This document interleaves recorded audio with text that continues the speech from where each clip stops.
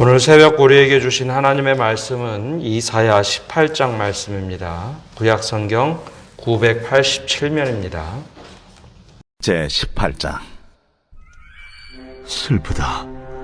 구스의 강 건너편 날개치는 소리 나는 땅이여, 갈대배를 물에 띄우고 그 사자를 수로로 보내며 이르기를, 민첩한 사절들아, 너희는 강들이 흘러 나누인 나라로 가되 장대하고 준수한 백성, 곧 시초부터 두려움이 되며 강성하여 대적을 밟는 백성에게로 가라 하는도다.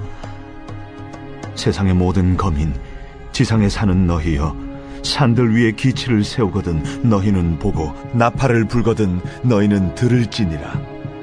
여호와께서 내게 이르시되, 내가 나의 처소에서 조용히 감찰함이 죄인은 일광 같고 가을 더위에 운무 같도다.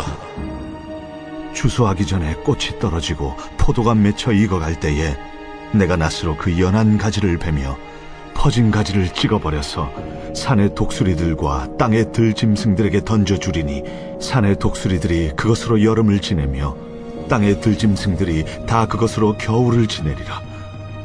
그때의 강들이 흘러 나누인 나라의 장대하고 준수한 백성, 곧 시초부터 두려움이 되며 강성하여 대적을 밟는 백성이 만군의 여호와께 드릴 예물을 가지고 만군의 여호와의 이름을 두신 곳 시온산에 이르리라. 이 새벽에도 하나님의 은혜와 평강이 함께하기를 축복합니다. 오늘 말씀은 구스에 대한 예언입니다. 이사야서 말씀의 분량이 길고 많기 때문에 중간중간에 지금 우리가 어디쯤 왔는지 중간 점검을 하고 말씀을 나누도록 하겠습니다. 이사야 1장에서 12장까지는 이스라엘에 대한 심판과 이유, 그리고 마지막에는 종말론적인 소망에 대해서, 회복에 대해서 잠시 언급을 합니다. 왜 이스라엘이 이렇게 망하는가? 1장에서 12장까지 심판에 대한 이유가 나오죠. 그리고 나서 이사야 13장에서 23장까지는 이방 나라들에 대한 심판 혹은 경고에 대한 말씀들이 나옵니다. 왜 하나님께서는 이사야 선지자를 통해서 왜 이스라엘이 아니라 이방 나라들까지 예언을 하라 하셨을까라는 겁니다. 처음에 말씀드렸던 것처럼 이사야 말씀 시작할 때 보면 분명하게 이스라엘, 특별히 남유다에 대한 예언들이 쏟아져 나옵니다. 그리고 나서 이방 나라들에 대한 예언이 나오는 이유가 분명하게 있습니다. 그것은 우리 그리스도인들이 꼭 새겨봐야 할 만한 이유가 있습니다. 하나님은 이스라엘의 하나님이기도 하시지만 모든 열방들의 하나님이시기도 합니다. 즉 그리스도인들의 하나님이기도 하지만 세상을 만드신 창조주 하나님이라는 겁니다. 그래서 우리는 우리 하나님이라고 부르지만 분명한 것은 세상을 만드신 하나님은 모두의 하나님이기도 합니다. 즉 이스라엘에게는 하나님이 전부였지만 하나님은 이스라엘은 나의 사랑하는 내 백성이기도 하고, 또 열방은 하나님의 피조물인데 잃어버린 피조물들일 뿐입니다. 그래서 하나님의 마음이 쓰여지는 곳은 제일 먼저는 내 백성 이스라엘에게 마음을 쏟지만 이스라엘을 택한 이유는 그들을 통해서 세상을 구원하기 위함이었습니다. 그런데 그런 내가 택한 백성, 나의 사랑하는 백성들이 잘못된 길로 가면 하나님께서는 어떻게 해야 될까요? 그래서 이스라엘 백성들에게 먼저 죄악된 모습을 묻습니다. 너희는 왜 잘못된 길을 가느냐? 그래서 1장에서 12장까지 나오는 핵심은 이스라엘의 죄악된 모습입니다.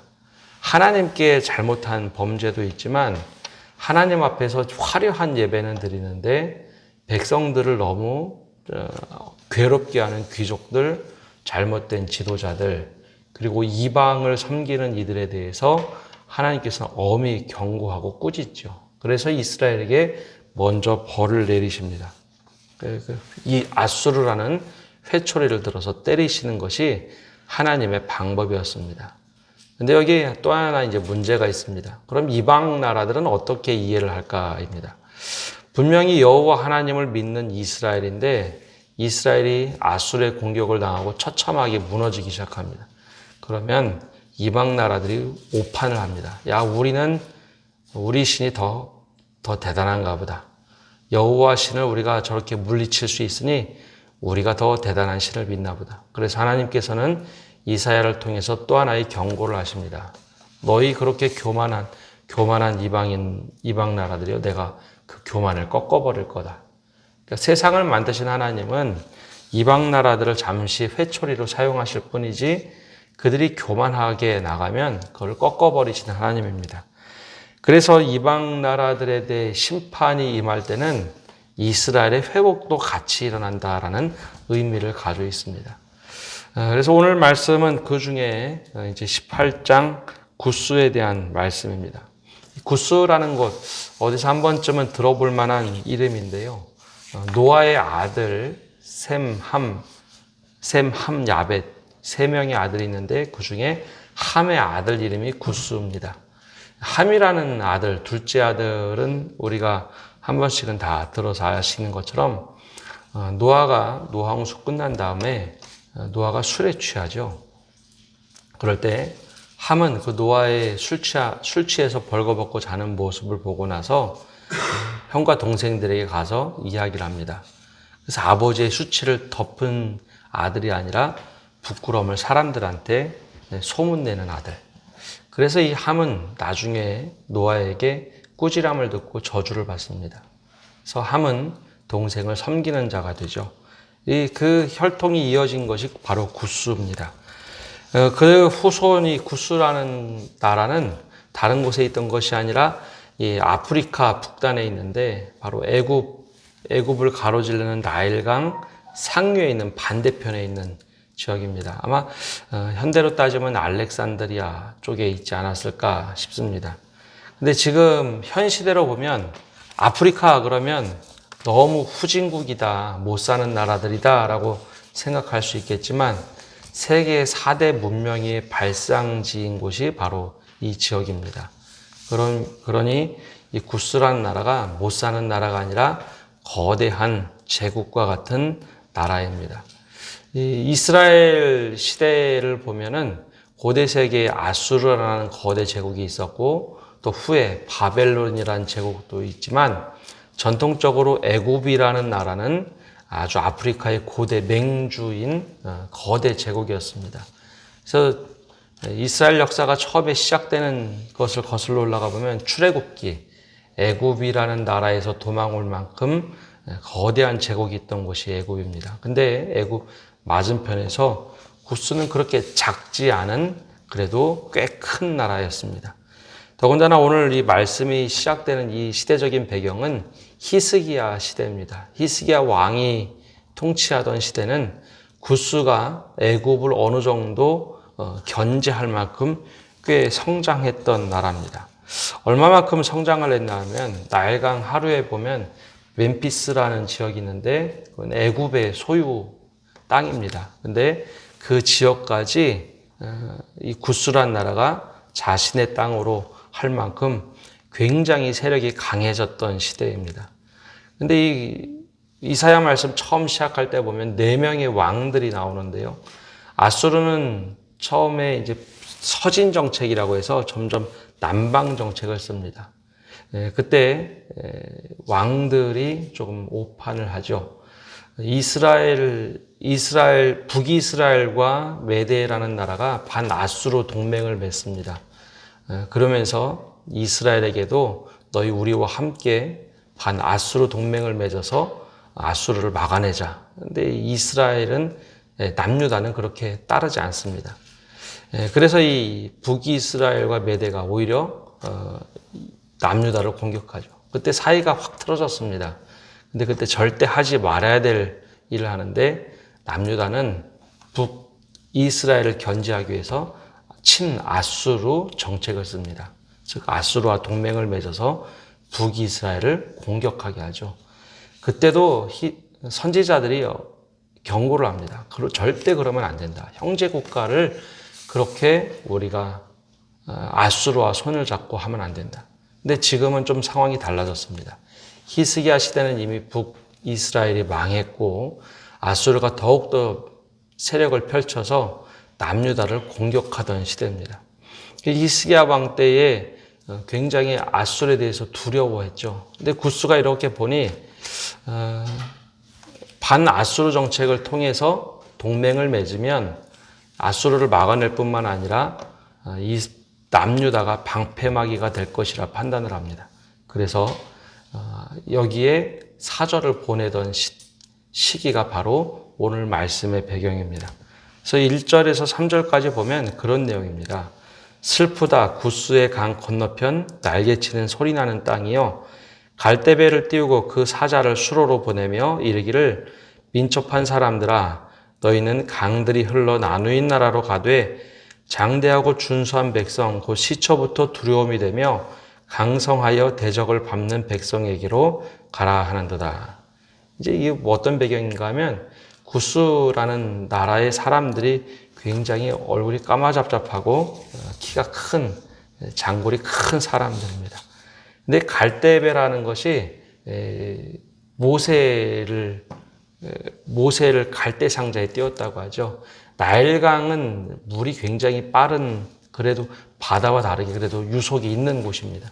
그래서 그곳에 갈대배를 타고 다니는 사람들이 이 구스 사람들이었습니다. 길고 얇은 배죠. 갈대로 만든 배입니다. 근데 여기에 사절단을 보내는 겁니다. 구스가 히스기야에게 사절단을 보내서 지금 동맹을 맺자고 하는 이 사절단을 띄워보낸 이야기입니다. 아수르에 반대하는 동맹을 맺어서 아수르에 대항하자라는 것이죠. 그 사절단을 보냅니다. 우리는 이런 사람들이다. 굉장히 강성하고 대적을 밟는 사람들이다. 라고 이제 설명을 합니다. 3절에 세상 모든 거민 지상에 사는 너희여 산들 위에 기치를 세우거든 너희는 보고 나팔을 불거든 너희는 들을지어다. 우리가 이렇게 전쟁을 일으켜서 반아수르 동맹을 일으켜서 우리가 전쟁에서 이겨보자라는 겁니다. 그래서 실제로 히스기야 왕이 어떻게 할까요? 실제로 친아수르 정책에서 확 돌려서 반아수르 정책을 취합니다. 근데 이것이 만만치가 않았습니다. 이 배경을 하고 있는 말씀이 열왕기에 보면 열왕기 하 19장쯤에 굉장히 자세하게 이 내용들이 나옵니다. 이사야 선지자는 굳이 그런 배경을 얘기하지 않지만 열왕기 하 18장, 19장에 보면 그 배경들이 나오죠. 근데 그러면 어떤 일이 벌어졌는가? 근데 하나님께서는 그 일을 탐탁치 않게 여기셨습니다. 하나님은 그러면 어떤 일을 하실까? 하나님께서 하신 일이 4절에 나오는데요. 이 말씀을 우리가 좀 깊이 한번 생각해 봐야 합니다. 여호와께서 이르시되 내가 나의 처소에서 조용히 감찰함이 쬐이는 일광과 같고 가을 더위의 운무 같도다. 하나님께서 어떻게 하시는가? 하나님의 처소에서 조용히 감찰하고 계시겠다. 침묵하며 너희가 어떻게 하는지 바라보시겠다라는 말씀입니다. 하나님께서는 이사야 선지자를 통해서 경고를 하신 것이 있습니다. 그냥 친아수르로 가만히 있어라. 이쪽에 붙었다. 애굽에 붙었다. 바벨론으로 붙었다. 그렇게 하지 말라라는 경고의 말씀을 이사야 선지자를 통해서 하신 말씀이 있습니다. 눈에 보이는 거대 대국이나 사람들을 의지하지 말라는 것이죠. 그때 하나님께서 하셨던 일은 감찰하시는 일이었습니다. 그냥 바라보고 계시는 일. 사람들이 잘못된 일을 할 때 하나님께서는 바로바로 심판하거나 경고하실 때도 있지만 하나님의 침묵이 있을 때는 왜 침묵하시는가 우리가 멈춰서서 그 음성을 들어야 할 때가 있습니다. 근데 이스라엘이 그렇게 음성을 듣지 못하죠. 하나님이 분명히 조용히 감찰한다라고 말씀하시는데 그걸 듣지 못합니다. 하나님께서 바라보실 때는 햇빛처럼 쬐이는 햇빛과 같고 가을 더위의 운무 같도다. 아주 보이지 않게 아주 슬그머니 들어와서 모든 것을 감싸는 안개처럼 그렇게 하나님께서 다 지켜보시겠다는 겁니다. 그리고 나서 하나님께서 하시는 방법은 5절과 6절에 나오는데요. 추수하기 전에 꽃이 떨어지고 포도가 맺혀 익어갈 때에 내가 낫으로 그 연한 가지를 베며 퍼진 가지를 찍어버려서 산의 독수리들과 땅의 들짐승들에게 던져주리니 산의 독수리들이 그것으로 여름을 지내며 땅의 들짐승들이 다 그것으로 겨울을 지내리라 하셨습니다. 어떻게 보면은 이게 무슨 말인가 하지만 마지막 추수 때에 하나님께서 직접 낫을 들고 모든 것을 떨어버리겠다라는 말씀입니다. 그 비유가 아까 조금 전에 말씀드린 열왕기 하 19장 35절에 나옵니다. 이 밤에 여호와의 사자가 나와서 아수르 진영에서 군사 18만 5천 명을 친지라. 아침에 일찍 일어나 보니 다 송장이 되어 있더라. 실제로 아수르 군대가 들어왔을 때 이스라엘 남유다가 한 것이 아무것도 없습니다. 괜히 구스와 반아수르 정책을 맺어가지고 오히려 아수르의 군대가 쳐들어오게 되는 결과를 낳게 되죠. 근데 실제로 그럼 구스가 전쟁에서 이겼는가? 아니요. 하나님께서 그 18만 5천 명 아수르의 군대를 하나님께서 직접 치십니다. 그래서 하나님께서는 사람들이 잘못할 때 그때마다 너 잘못됐다, 너 이거 고쳐야 된다 그렇게 말씀하시기보다는 기다리실 때가 있습니다. 그 말씀을 예수님께서 하신 것이 종들이 밭에 좋은 알곡을 뿌렸을 때입니다. 근데 밤에 악한 자들이 와서 가라지를 뿌리고 가죠. 근데 주인은 알고 있었습니다. 이게 뭐 잘못된 것인지 다 알고 있었고 종들만 모르고 있었죠. 어느 시기가 지나서 가라지 알곡이 다 자랐을 때 종들이 깜짝 놀라서 이야기합니다. 어찌게 된 일인지 가라지가 너무 많이 보입니다. 근데 주인이 뭐라고 얘기하는가 하면 야, 저 악한 자들이 와서 가라지를 다 뿌리고 갔구나. 알고 있다는 거죠. 종들이 중간에 이걸 가라지를 다 뽑을까요? 그때 알곡이 다칠까 두려우니 알곡이 다치지 않도록 가라지는 그냥 내버려둬라. 추수 때 다 모든 것을 알곡은 알곡대로 모으고 가라지와 쭉정이는 다 불태워버리겠다. 이 경고의 말씀을 하시죠. 바로 그 말씀과 같이 맥락이 이어지는 말씀입니다. 하나님께서는 조용히 감찰하시고 때로는 악한 일을 그냥 침묵하며 보실 때가 있습니다. 그러나 때가 되면 하나님께서 추수를 하시며 버릴 것은 버리겠다라는 말씀을 하고 계십니다. 그게 바로 5절과 6절의 말씀입니다. 그럼 마지막에는 어떻게 되는가? 그럼 구스는 무조건 심판받는 것인가? 아니요. 그 7절의 말씀을 보면 간간히 희망의 말씀을 하고 있는데요. 이렇게 말씀합니다. 그때에 강들이 흘러 나누인 나라에 장대하고 준수한 백성 곧 시초부터 두려움이 되며 강성하여 대적을 밟는 백성이 만군의 여호와께 드릴 예물을 가지고 만군의 여호와의 이름을 두신 곳 시온산에 이르리라. 원래 구스는 처음에 셈, 함, 야벳, 함의 아들 구스입니다.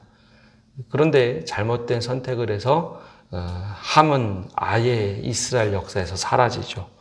근데 오늘 이 7절의 말씀을 보면 그들이 자신의 스스로 굉장히 두려움이 되고 힘이 세고 강성한 나라가 된 것처럼 보이지만 하나님이 한 번 그 낫을 베면 다 끝이 난다라고 경고하신 후에 근데 그들이 나중에 여호와께 드릴 예물을 가지고 시온으로 돌아온다라는 겁니다.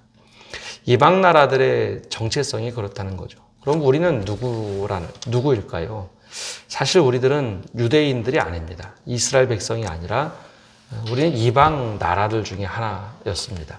근데 예수님을 우리가 믿을 때 마지막에 새 예루살렘으로 새 이스라엘로 우리를 거듭나게 하셔서 모든 열방이 주님 앞에 돌아올 때 우리도 같이 그렇게 하나님께 예배하는 사람들이 되고 하나님께 경배하는 사람이 된다라는 축복의 말씀입니다. 그래서 오늘 말씀에는 심판과 축복의 말씀이 같이 버무려져 있습니다. 근데 그럼 우리는 오늘 말씀을 통해서 무엇을 깨닫고 들을 수 있을까요? 영적인 눈이 어두워지면요. 아무리 하나님을 따르던 이들이라도 사람을 먼저 의지하고 사람을 따르는 일들이 있습니다. 이스라엘 백성들, 특별히 남유다가 그랬습니다. 하나님의 말씀을 듣고 살라라고 이사야 선지자가 예언을 하지만 그들은 구스가 강력해 보이고 반아수르를 따르고 우리를 따르면 우리가 전쟁에서 이기게 해줄 거야. 너희들 길 펴줄 거야. 근데 히스기야가 실제로 그 말을 듣고 잘못된 판단을 합니다. 힘이 강해 보이니 그렇게 따라 붙었던 것이죠. 근데 실제로 구스를 따라서 얻었던 것이 하나도 없습니다. 오히려 감찰하시는 하나님께 꾸지람을 듣게 되죠. 하나님께서 앗수르를 그대로 물리쳐 버리십니다. 하나님이 하시는 일을 보면서도 이스라엘은 그렇게 온전하게 회복되는 일을 잘 하지 못합니다. 오늘 말씀을 보면 감찰하신다라고 하는데 우리의 행위를 감찰하시는 하나님입니다. 근데 우리의 잘못에 대해서 계속해서 일일이 말씀하시는가? 내가 기도를 해도 잘 응답되지 않는 것이 있다면 그때는 하나님이 침묵하실 때는 분명한 이유가 있는 겁니다. 우리가 영적으로 어두워지면 오판을 할 수 있다는 것. 그러나 하나님께서는 결과적으로 우리가 믿음을 잃지 않으면 다시 회복은 하시나 그 과정 속에서 분명히 아픈 시간들은 있다는 겁니다. 오늘 말씀을 통해서 혹 우리가 기도하는데 하나님의 침묵이 있거나 왜 하나님께서 나에게 내가 기도를 해도 응답이 되지 않을까? 그럴 때는 한 번쯤은 머물러 서서 주님 이게 무슨 일일까요? 하나님께 묻고 하나님의 뜻을 구해야 할 때입니다. 오늘 말씀을 통해서 우리가 하나님을 더 신뢰하고 하나님 내가 사람을 의지하는 것이 아니라 주님을 의지하며 살아가겠습니다. 고백하는 성도 여러분 되시기를 바랍니다. 기도하겠습니다. 하나님 오늘도 저희가 새벽에 주님 앞에 나와 기도하며 나갑니다. 구스라는 거대한 나라, 그들 이름만 보아도 겉으로만 보아도 장대하고 기골이 커서 그들을 따르면 다 될 것 같아서 히스기야 왕이 오판하는 모습을 봅니다. 혹 우리도 그러한 모습을 따라가진 않는지 그 사람의 힘이 세 보이고 그 사람의 도움이 크고 그래야 우리가 하나님의 뜻이 아니라 사람의 뜻을 따라가는 것은 아닌지 우리 자신 스스로 돌아보게 하여 주옵소서. 그때 감찰하시는 하나님의 시선을 우리가 깨닫게 하시고 하나님께로 다시 돌아갈 수 있는 은혜를 허락하여 주시옵소서. 침묵으로 말씀하시되 악에 대한 모든 결과는 추수 때에 또 특별히 하나님의 때에 하나님께서 직접 일하시는 것을 우리가 깨닫게 하시고 또 그 하나님의 뜻을 붙잡고 살아갈 수 있도록 우리가 늘 하나님께로 마음을 향하게 하여 주옵소서. 만물을 회복하실 때 모든 것을 회복하신다고 약속하시는 주님, 우리에게 늦은 때가 아니라 오늘이 바로 하나님의 회복의 때가 되도록 우리의 믿음 굳건하게 붙잡아 주옵소서. 오늘 한 날도 주님께 모든 것 맡겨드리며 예수님의 이름으로 기도합니다. 아멘.